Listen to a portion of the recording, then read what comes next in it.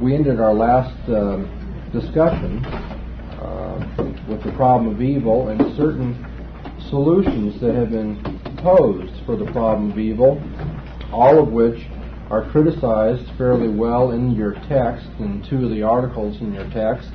I'd like to very quickly review those solutions to the problem of evil, and I'd like for you to supply to me the basic reasons why these solutions are found inadequate by Mackey and McCloskey. Somebody might suggest that evil is a necessary counterpart to good, that if there's going to be any good in the world, there must necessarily be the counterpart evil.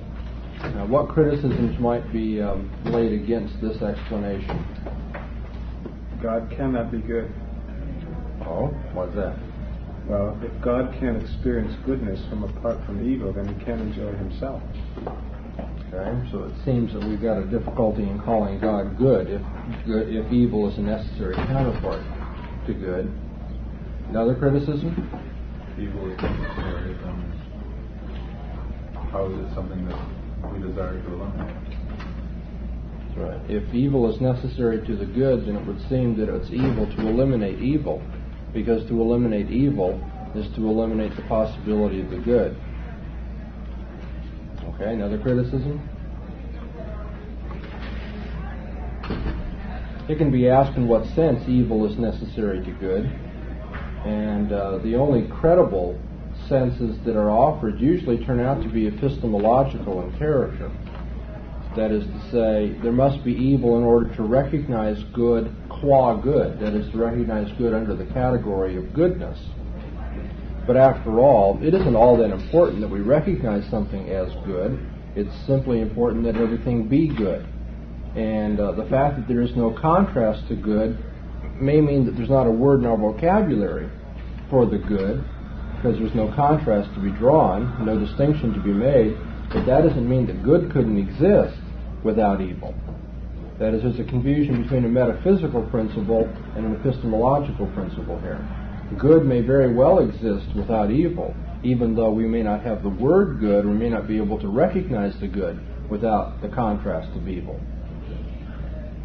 So what if somebody says that evil is a means to the good, or that it maximizes the good? We have theodicies that attempt this justification for God allowing evil in the world, that evil is a means to the good or maximizes the good. Okay. We shouldn't try to eliminate evil then. It seems like we have that criticism reoccurring. If evil is a means to the good, then if you eliminate evil, you're going to eliminate the good that it's the means to. What else? Indulging sin. What's that? Sin, so grace can abound. Indulging. I think that would be another expression of this criticism. Is that to say that we should go ahead and have a lot of sin so that the good, the grace of God might abound? What about the criticism? What about the explanation that evil is a punishment for man's waywardness, or a warning against his waywardness? Okay, as a warning, it's not always effective. As a matter of fact, evil often turns people against God rather than turning them to God. Okay. What's wrong with the idea that the evil we experience in the world today is God's punishment for man's waywardness? God would be malicious and capricious. Let's start with the second. How would God be capricious? Punish whomever and whatever he wished. A little bit louder. He could punish whomever and whenever he wished. Okay, I think to flesh out that criticism, what you want to say is, it doesn't appear that when these natural calamities come, the most wicked people get the most terrible results. There doesn't seem to be any discrimination, which if it's punishment you would expect. You don't want to punish the innocent, or punish the innocent as though they were as guilty as others, or something like that. And consequently, this has not been real convincing to many people. In what way is God malicious if we see evil as a punishment for waywardness? People that seem to live good lives may receive tremendous suffering quite apart from their apparent contrast to other people who may be very obviously evil, and yet they live a nice life. Okay, that is still part of the arbitrariness of God. The maliciousness would be seen in the fact that God seems to punish beyond any reasonable proportion for the evil done. Not comparatively, but you just take a little child that's born deformed and is suffering every minute of its existence. Even if you believe, this is what the atheist would say, even if you believe in the imputation of Adam's sin, one must ask why this little infant must suffer so greatly for having done nothing himself or herself. And so it would seem that God's punishments are malicious as well as arbitrary. Okay. Evil is part and parcel of the laws of nature. To have a good world is to have a regular world, a world run by regular principles, the laws of nature. But if you're going to have the laws of nature, then you've got to take the concomitant result that, the law of gravity allows for people to fall off cliffs. So evil seems to be part and parcel of what is required for a good world to be run, for the operation of a good world. What's wrong with this theodicy? That might explain the physical evil, but doesn't account for the moral evil. Okay, how is it that men come to be such exquisite torturers of innocent people? The laws of nature don't seem to require that. Okay. You begin to see then the inadequacy of many popular theodicies. We talked about a few the other day. Evil is an illusion and the difficulty with that. We talked about fudging on the, if you will, the attributes of God, his omnipotence or his omniscience or his benevolence, and what difficulties arise there. And we see some of the popular theodicies about evil being a necessary counterpart, a means to the maximization of the good, punishment for evil, warning for evil, part of the laws of nature. And the one theodicy that we have left and that I want to pay some attention to today is what's called the free will defense. The free will defense. And this is very adequately defended by Alvin Plantinga. I've been meaning to say for a few weeks, I was asked outside of class a few weeks ago which of the people we are reading would be considered an evangelical.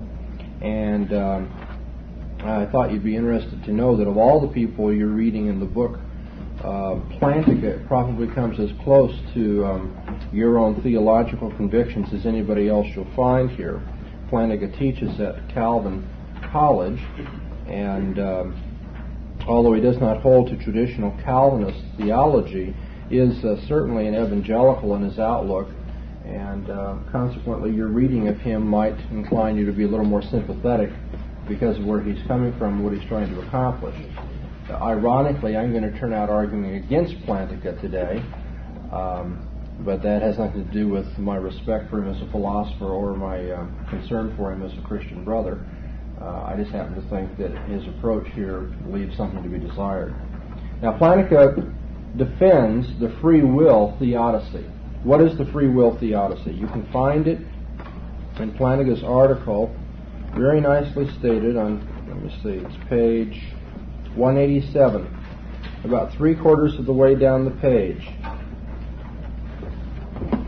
He says, the free will defense is usually stated in something like the following way. A world containing creatures who freely perform both good and evil actions and do more good than evil is more valuable than a world containing quasi-automata who always do what is right because they are unable to do otherwise. Now, God can create free creatures, but he cannot causally or otherwise determine them to do only what is right. For if he does so, then they do not do what is right freely. To create creatures capable of moral good, therefore, he must create creatures capable of moral evil. But he cannot create the possibility of moral evil and at the same time prohibit its actuality. And as it turned out, some of the free creatures God created exercised their freedom to do what is wrong. That's the free will defense. That is, God is not responsible for the evil in the world. Man is responsible for the evil in the world.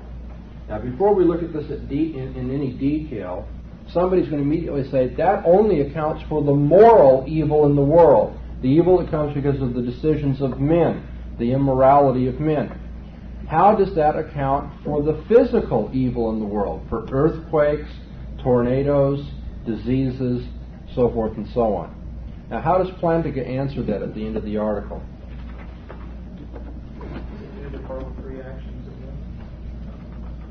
No, he doesn't see earthquakes and tornadoes due to the free decisions of men, but he does think that the Christian theist has an answer for these sorts of things without attributing them to God. Would be attributing them to some satanic side? That's right. Plantinga says, to make the claim that we cannot account for physical evil on the free will defense is to overlook an important part of traditional theistic belief. It is part of much traditional belief to attribute a good deal of the evil we find to Satan, or to Satan and his cohorts. Okay? So let's say that some supernatural evil being, Satan, is causing all these physical evils. And Satan makes the decision to do these things because he is immoral in the same way that men are immoral when they mistreat each other. And consequently, we see that the moves available to the free will defender in the case of moral evil are equally available to him in the case of physical evils. Okay, how is it that children come to be tortured by their parents? Immoral choices by the parents. How is it we come to have earthquakes? Because Satan causes earthquakes and he's made an immoral choice to do so. And so the free will defense, he says, covers all kinds of evil, as long as you bring in the satanic hypothesis, or the hypothesis of Satan. He says at the very end of his article, now it must be conceded that views involving devils and other non-human spirits do not at present enjoy either the extensive popularity or the high esteem of, say, the theory of relativity. He says this may not be popular, but to rebut the charge of contradiction, the theist need not hold that the hypothesis in question is probable or even true. He need hold only that it is not inconsistent with the proposition that God exists. Now, I don't know how adequate you think that's going to be when you're dealing with an unbeliever, but Plantinga is making a logical point. He says the atheist says the existence of evil and the existence of God are logically incompatible. Plantinga says it may not be popular to believe in devils, but if you believe in devils, it certainly shows that there's no logical incompatibility with the existence of God and the existence of evil. The two are logically compatible. And that's all he wants to say. Now, of course, for somebody to accept this theodicy is going to require an apologetic for the overall worldview that calls for angels and devils to be part of the metaphysical, if you will, furniture of the universe. But you understand the logical point being made, that the free will defense can be shifted to devils and Satan, and therefore physical evils can be covered as well as moral evils. Now, just this point, I may want to ask, as a theologian, does the Bible say that all earthquakes, tornadoes, and so forth are the work of the devil? See, Plantinga is talking about philosophical possibility that maybe the devil does all these evil, wicked things. But you know, there are passages in the Bible, some very strong ones, that say that everything that happens in the natural realm comes from the hand of God. That he indeed sets his sovereign throne above the flood. That God sends floods. One does not get the impression that in the days of Noah, when all the human race was wiped out, short of 8 people, that Satan was to blame for the floodwaters. The Bible explicitly says that God sent the flood. The Bible says that God sends all these natural calamities. Indeed, he works evil, according to Isaiah the prophet. And so, having made the point that Plantinga is right as to the logical compatibility of physical evil and the existence of God because of the presence of Satan and his cohorts, there is still the question of whether this theodicy is adequate for a Christian world and life view that's tied to the Bible. A biblical outlook doesn't say that Satan is the one who's responsible for all these things. Okay, let's go back to the free will defense now as it deals with the moral evil of men. Plantinga seems to be saying two things. One, free will has such a value that it outweighs the resultant evils that come from it. That free will has a higher value than its resultant evils. Secondly, he is saying that God cannot causally or otherwise determine men to do only what is right. That God cannot, you see, there cannot be any predetermination by God of free acts that are always good. Yeah, so he wants to rule out predetermination of free acts that are always good. Because you see, the critic of the free will defense says that it's certainly possible that a man might freely do this much good. Okay, let's say he does 10 terps of good. Okay, and he does 5 terps of evil. That's a possible person, right? You could imagine a person doing 10 units of good and 5 units of evil. Well, can't you also imagine a person doing 13 terps of good and 2 terps of evil? That's a possible person, isn't it? Well, you could imagine somebody doing 14 terps of good and 1 terp of evil, right? I mean, is there any logical problem so far? Well, even if we go just that far, the critic would say, why is it, since this is logically possible and this is logically possible, that we have this kind of world rather than this kind of world? Obviously, there could be a lot less evil in the world and men could still be free. It's possible. Now, if you want to push even further, the critic says, it's possible that men might freely do 15 terps of good and no terps of evil. It's logically possible that men might freely always do the good. Okay, now Plantinga argues against this position. He argues against the position that men can be determined to freely always do the good. That it can be predetermined that they will do free acts that are always good. And although there's some technical paraphernalia in the article that may have tripped you up, I'd like to go through and just read a few statements to get at the heart of what Plantinga is arguing at every turn of his discussion. First of all, page 187. I've already read this, but I'll say it again. Plantinga says, quote, God cannot causally or otherwise determine them to do only what is right. For if he does so, then they do not do what is right freely. If God determines them to do only what is right, they don't do the right freely. So determination and free will are incompatible. Okay, he says in the same paragraph, as it turned out, free creatures decided to do what is evil. That turn of the phrase is rather interesting to a Calvinist. As it turned out. You know, God just kind of stood back and waited to see, what's going to happen here. As it turned out. Okay, let's turn to page 191. Just a little bit below, well, about 3/4 down the page, you'll see 5b. Okay, right above it. But 5a, one might think, is equivalent to 5b.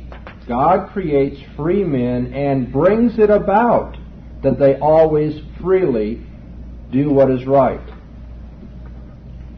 Okay, this is the claim that God brings it about that men do something freely.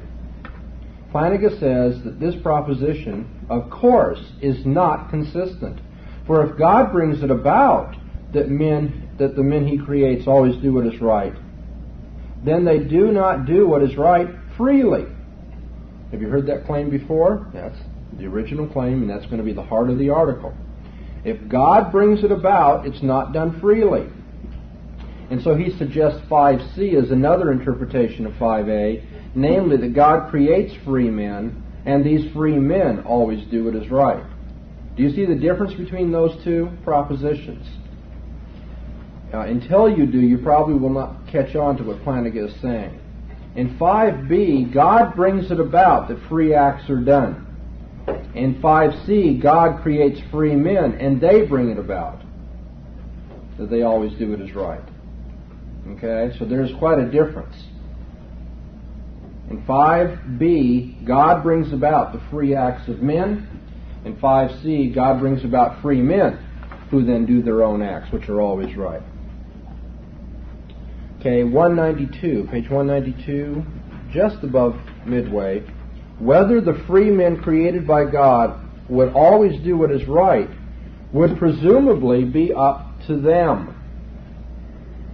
And as if God creates men free, then whether they do what is right presumably is up to them. It cannot be predetermined by God. Page 194, in the very middle. God cannot cause Smith to refrain from performing A while allowing him to be free with respect to A. And therefore, whether or not Smith does A will be entirely up to Smith. It will be a matter of free choice for him. 194 in the very middle. God cannot cause Smith to refrain from performing A while allowing him to be free with respect to A. Okay, then page 195, just a little bit above the middle, he says, it is possible then that God cannot instantiate any possible person containing the property always freely does what is right. Plantinga has argued that it's possible that God is unable to instantiate such a person, one who always does freely what is right. He says it's all, of course, having said that it's possible that God is not able to do that, rather than it's necessary that he not be able to do that, he has to admit it's possible God could do it also. It is also possible, of course, that he can instantiate some such possible persons, but that he can, if indeed he can, is a contingent truth. That's going to, I think, from my own study, is a fatal admission on Plantinga's part. He seems to be arguing that anybody who holds the opposite position must say that necessarily God can create people who freely do what is right. Always. And at this point, he's admitting that God, it's possible that he can't do so, but it's possible that he can, and therefore it can't be a necessary truth that God has this ability. It can only be a contingent truth that God has this ability. Okay? So it turns out that this position here is a contingent matter. Contingently, God might have the ability to bring it about that men always do the right, and they do it freely. And so Plantinga's position, I'm going to start criticizing now. Plantinga's position at best is directed at those who think that God necessarily has that ability. That it's a necessary truth that if God is all good and all powerful and all knowing, that any men he creates will freely do what is good always. And I don't happen to think that's a necessary truth. I happen to think that's a contingent truth, dependent upon the type of God you're talking about and the choices God makes. Therefore, Plantinga's argument is directed against someone other than myself, because I would make those alterations. Secondly, Plantinga is arguing that predetermination and free will are incompatible. But we spent a good deal of time in class talking about that, didn't we? And it's not my conclusion anyway, I trust it's not your conclusion, that predetermination and free will are incompatible. Okay. If he says that predetermination and free will are not compatible, then I have a logical difficulty as well as a theological difficulty with the position he's taking. Logically, I don't see why they are incompatible. If somebody says, all the conditions of a man freely doing something are these, A, B, C, and D, The only way predetermination is incompatible with free will is if, in the conditions of free will, predetermination is excluded. If divine predetermination is excluded in one of these conditions of free will, then of course they're logically incompatible. But it is certainly possible to have a conception of free will that says man is free as long as no created factor, no factor within, if you will, the created realm, forces him or coerces him to do what he does. Okay, so there's a perfectly legitimate sense of free will that allows for God, nevertheless, in His own mysterious ways, to determine what men will freely do. The only question is, does God have that ability? Does God have the ability? Can God predetermine what I will freely do? Can God have me do anything according to His plan without coercing me? Well, where would you find out the answer to that question? Presumably in the Bible, if you're an evangelical Christian. And in the Bible, God certainly does predetermine the free acts of men. He predetermined the wicked act of the crucifixion of His own Son. And so, philosophically, it doesn't seem to me that one can argue that free will has to be incompatible with predetermination, unless, of course, you beg the question and say that free will, if you enumerate the factors necessary to free will, one of them is the exclusion of predetermination by God.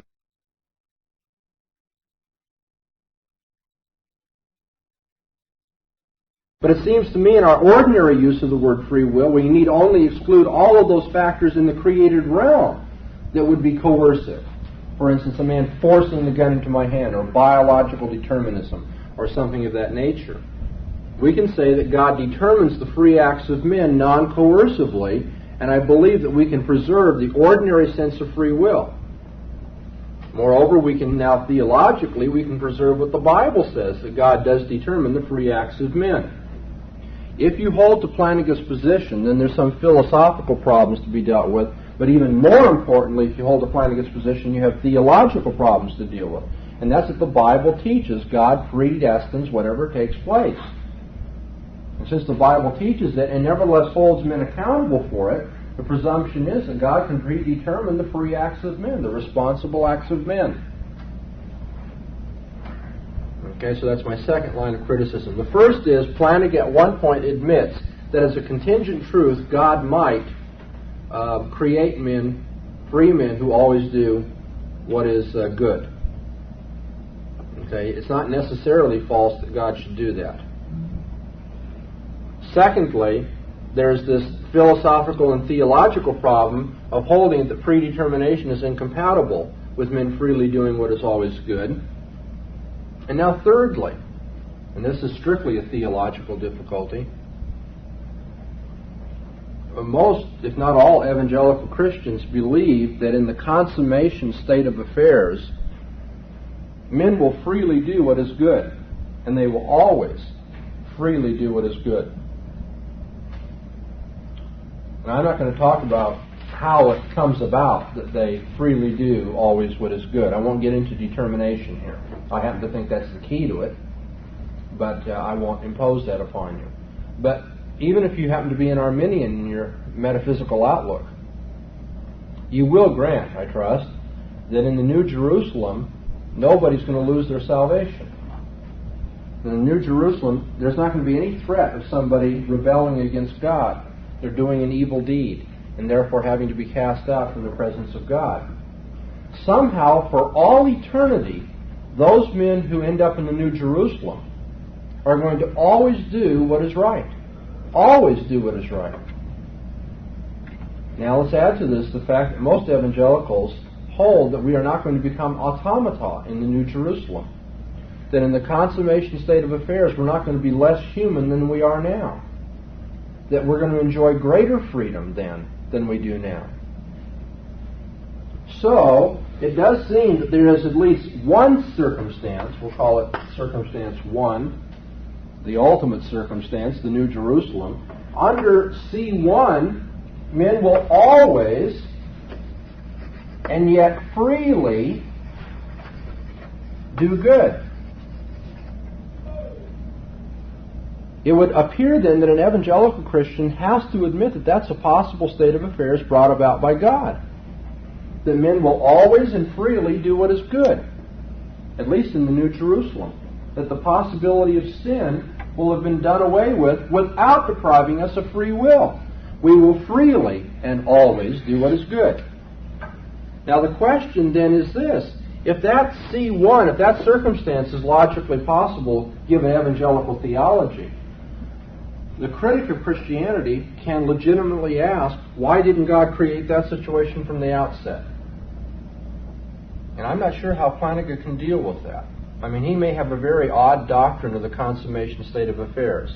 I say he may. I've not talked to him about it, and I'm not sure what he would say about it. But I am interested to know whether he thinks this is logically incompatible also, that we ever should have a consummation state of affairs where our salvation is so sure that we're always and freely going to do what is good. Now, if he doesn't grant that, then I have difficulty with the evangelical stature of his theology. I've already indicated I have difficulty with the biblical foundations for saying free determination and free will are incompatible. But I have real difficulty theologically if he holds that, for all eternity our salvation might be jeopardized because we have to freely do what we do. So if you grant that this can happen, and is going to happen, then the unbeliever can say, why didn't God make things that way from the outset? Why didn't God create circumstance 1, what we're calling the New Jerusalem, from the very outset? Why did he create men able to fall? Would tell me if this is correct or incorrect, would Plantinga be willing to say that it is logically impossible even for God to bring about a situation where all men freely choose to do what is the right thing? Would he use that phrase, logically impossible? And if he would, is that a limitation on God's omnipotence? He doesn't think it's a limitation on God's omnipotence, because to say that God brings it about that men freely do what they do is a contradiction. And nobody believes that God's power means he can do contradictory things. If God brings it about, then it can't be freely done. That's why I read all those quotes in the article. That's the heart of Plantinga's position here. And it's something that I just happen not to agree with metaphysically. I don't see that God's predetermination need deprive men of free will as we ordinarily understand the word. But he would say God is unable to bring it about that men freely do the good, because that's a contradictory statement, that God brings it about that men freely do it. And therefore it's no limitation on God that he can't make round squares or do contradictory things. Question. We're going to get to that. Okay. So the free will defense does seem to me to have some value in that we do say that God, I'm, if you will, conceding the value of the free will defense now, not just summarizing something that's said before. This is a new thought. A Christian does believe there's value to free will, and that God honors the integrity of men, so that if they decide to plant corn, they get corn and not strawberries. Okay? God felt that free will had some value. God gave Adam free will. Adam chose to plant corn. God doesn't violate the free will of man in the sense that he brings up strawberries anyway.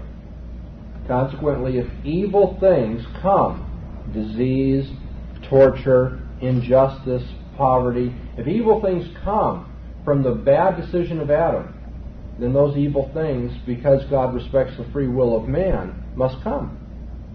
Corn will grow. What a man sows, he reaps. Adam sowed wickedness, he wept. That's going to come out right. He is going to reap, and did reap, wickedness. Right, so there's value to free will. However, the fact that we believe that men can always freely do what is good, and that situation is coming about, makes us go behind the free will defense to an even stronger theodicy. Okay, all I'm saying here is that Plantinga's theodicy is only one point along the way of presenting a theodicy. That the free will defense needs something to be added to it. It's insufficient in itself. the final criticism to be made from the unbeliever standpoint of the free will defense is that the argument is that free will, the value of free will, is higher than the resultant evils. That a world that has so much evil, but men freely doing the evil, is a more valuable world than a world in which there is no evil, but no free will. Okay? You have to choose two situations. Okay? Here's a world that has all this evil over here, but it also has free will. Here's a world that has no evil, but no free will either. Which of these is the better world?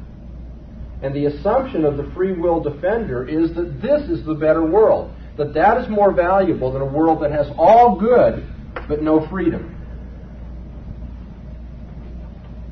For many years I held to this conviction myself, and I'm not sure that I don't hold to that conviction now, but I certainly have a lot of questions about it. I don't think that's so obvious as I used to think. I can certainly understand an unbeliever looking at that and saying, well, that's just an awfully heavy price to pay for the torture of my child. Okay? The cancer that is, killing my family. I think I'd just as soon have been somebody that didn't have freedom, but enjoyed, if you will, freedom from cancer. Or perhaps because cancer is a natural evil. I'd just as soon not have the injustice in my society than to have injustice and freedom.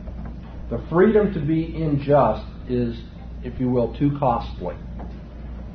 Now, I'm not sure how the Christian should answer that. I'm not sure that the Bible ever speaks of free will as a value that is so high as to outweigh all the evils that can come from it. Maybe it does. I'm not saying it doesn't. I'm just saying that I now have doubts about that, because I can understand how an unbeliever would say, well, all things taken into account, I'd give up the freedom if we could just get rid of all these other woes. So this is not obvious, and yet that's the beginning premise in Flanagan's argument. And therefore there is still something that has to be said. There needs to be some argument for this, but no argument is given. Did you just say that the unbeliever would say he'd rather give up free will? I think some unbelievers would. I've talked to some who would. There are some who would say, the price is just too great. I would not want to construct a world that involved free will if it meant the devastation of whole societies and the torture of little children and that sort of thing. I'm not saying all unbelievers would say that. I'm saying that's certainly that's an option for an unbeliever to say, I'd rather have a world that was all good and didn't include freedom than a world that has so much evil, but at the cost of freedom. I'd give up the freedom. They might say that. And the fact that they might say that means that Flanagan's got to at least offer an argument for, if you will, the superior value of free will. Well, where are we now in our discussion of theodicy, the problem of evil? Well, we've seen the inadequacy of all the solutions that have been proposed to us in the text. Okay? What I've said about the free will defense is that it only goes so far, and it doesn't go far enough. And consequently, every solution proposed to us in the text is going to be insufficient, at least on my accounting of it. Well, then how do I answer the the problem of evil? How do I respond to that? Well, let's remember, first of all, the nature of the problem. It is said that there's a logical incompatibility. A logical incompatibility in the existence of evil and the existence of an all-good, all-knowing, benevolent God. Now, in Nelson Pike's article, as I indicated briefly last time, there is, I think, an important observation that the person who holds to this view of logical incompatibility is committed to what he calls Proposition 6 in his article, that an omnipotent and omniscient being would have no morally sufficient reason for allowing instances of suffering. Okay, I'm just going to call this being God, where you understand that it's God in the Christian conception, that God would have no morally sufficient reason. Pike goes on to examine the claim that God could have no morally sufficient reason. And he uses as his illustration the idea that if you understand the whole picture, you see that evil is somehow necessary. Evil is somehow necessary to the best of all possible worlds. That while considered in itself, this configuration, remember he talks about the blocks that are all put together, they're different shapes, and he says the best configuration of the blocks is a square. But to get a square, you have to use the L-shaped block, but looked at by themselves, one by one, and evaluated, the L-shaped block of all the rest turns out to be the least valuable.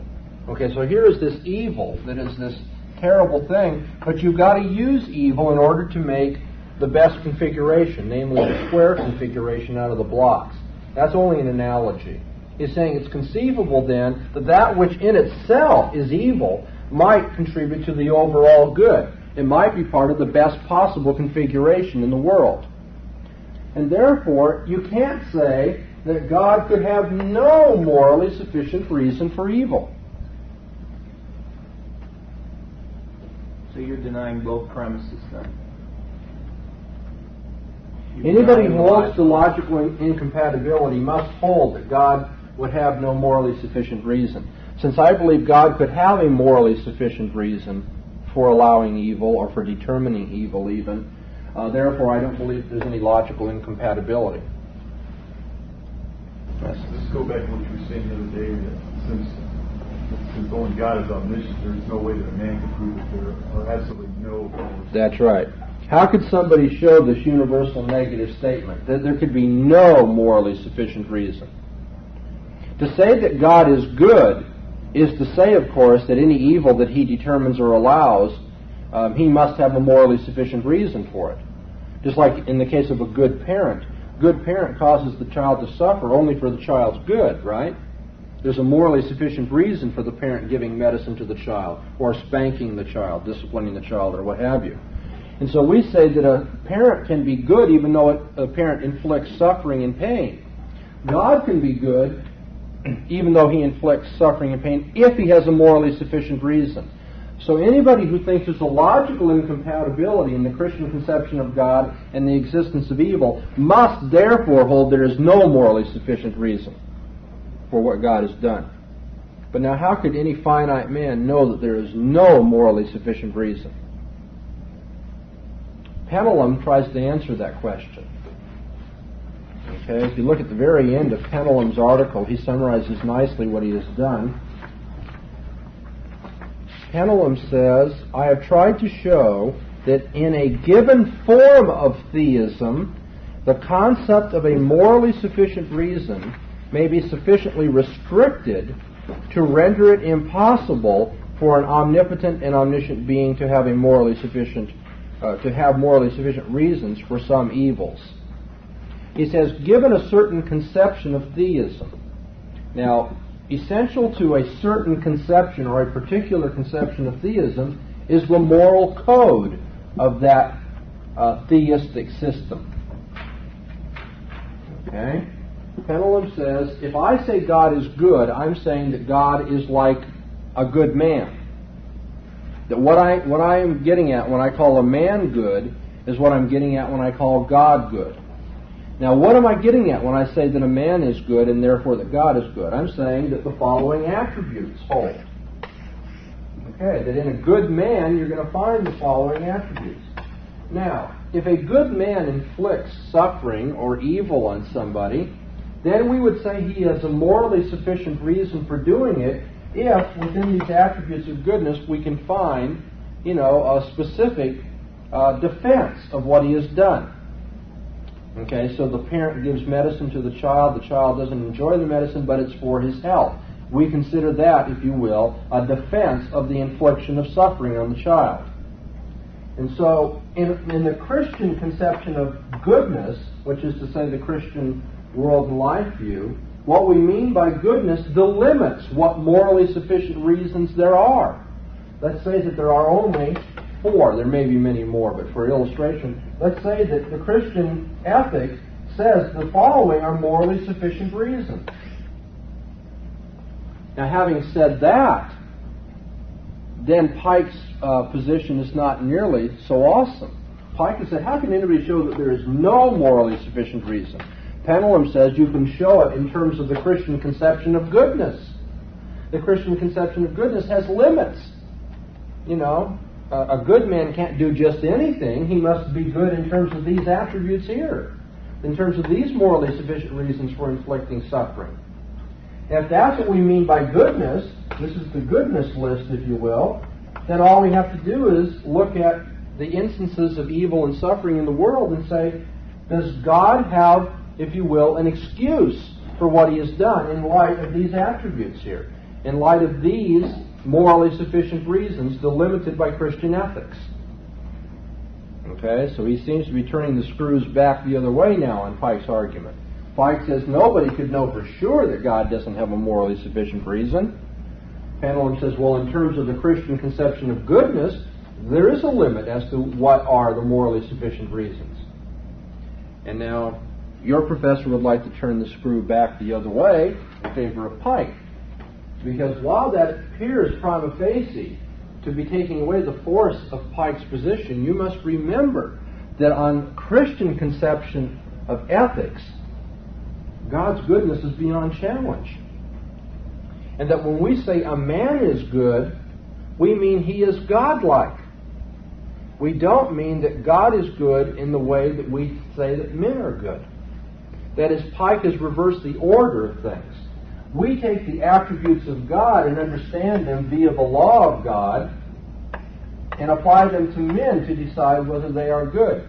We don't take what is a good man and then apply his attributes to decide what a good God is. That is, Christian ethics begins with the goodness of God as a presupposition and says that God, anything that is good must be God-like. And consequently, it is still possible that God has a morally sufficient reason that he hasn't revealed to us. And he could still be good, because we don't limit his goodness by what we see in good men.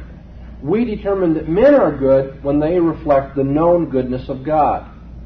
And so the order of reasoning has been reversed in Pendulum, and it's just because he has a different conception of Christian ethics that he can make his criticism appear plausible. So let's get back now to the answer to the problem of evil. I can wind this up in about a couple of minutes now. I'm agreeing with Pike. By the way, this is kind of parenthetical. At the end of Pike's article, he points out that Hume's criticism really amounts to a criticism of those who hold to natural theology. Somebody who wants to use the teleological argument as a scientific hypothesis is going to find that the problem of evil prevents him from concluding that God is as the Bible describes him. That there is evidence against the goodness of God found in the evil that we experience in the world. And so that if your conception of God is limited by your scientific reasoning, your natural theological reasoning, that not only is the teleological argument questionable, but the Christian conception of God becomes questionable.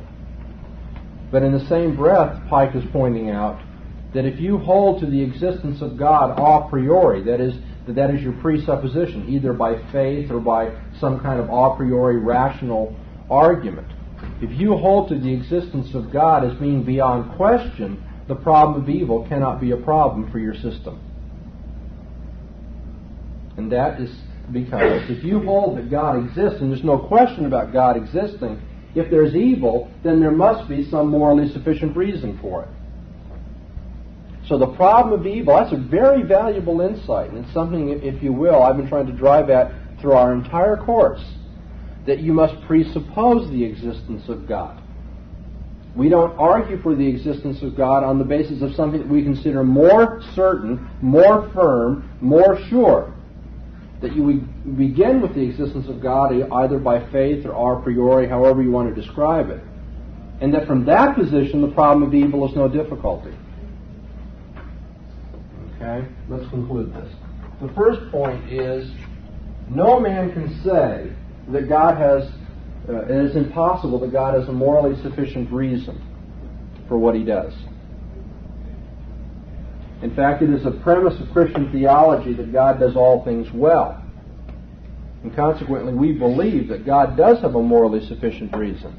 If we can't supply that morally sufficient reason, that only proves that God hasn't told us everything there is to know.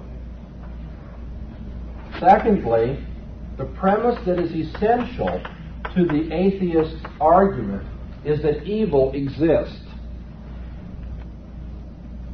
There isn't any problem of evil if there isn't any evil, is there? And on atheistic grounds, I don't believe that you can make good on this premise. That is, from a presuppositional standpoint, you always want to question your opponent and make him make good on his presuppositions. Okay? So he says evil exists, and you say, well, how is that? What do you mean by evil? Okay? And I can't go through the argument here, but the point is that the unbeliever cannot give you assumptions or the preconditions of absolute evil, which is to say absolute good. Everything is relative in terms of the unbeliever's system of ethics. And if everything is relative, then he can't say absolutely, this is an evil act, or that is an evil experience. He can only say that's evil given this conception. Okay? That's evil, if you will, provided you don't happen to like torturing children. But if your worldview happens to call for torturing children as the way to get a lot of fun out of life, well, then it's not evil for that worldview. The unbeliever cannot make good because of the relativistic foundation of his philosophy, cannot make good on the claim that evil exists. Consequently, the problem of evil cannot be a problem for Christian theism because there can't be evil without Christian theism. I mean, you can't make good on the claim that there's evil apart from Christian theism. And so thirdly, it turns out since there's no logical incompatibility in the idea that God has a morally sufficient there's no logical incompatibility between the Christian conception of God and evil, since God could have a morally sufficient reason. And since evil cannot be said to exist, you can't make good on that claim apart from the Christian world and life view, it turns out that this whole issue is a matter of faith. A matter of faith. If you have faith in the Christian conception of God, there's no logical incompatibility because God, somebody says, God hasn't told you what the reason is for the evil in the world. We say, that's okay, but we have faith in Him. Okay? And if you don't have faith in God, you can't say that evil exists at all. And so, if you will, on the faith view, on the presuppositions of the unbeliever, there is no problem of evil. And on the presupposition of the believer, there is no problem of evil. And so since that covers all the possibilities, whether you're a believer or not a believer, there's no problem of evil.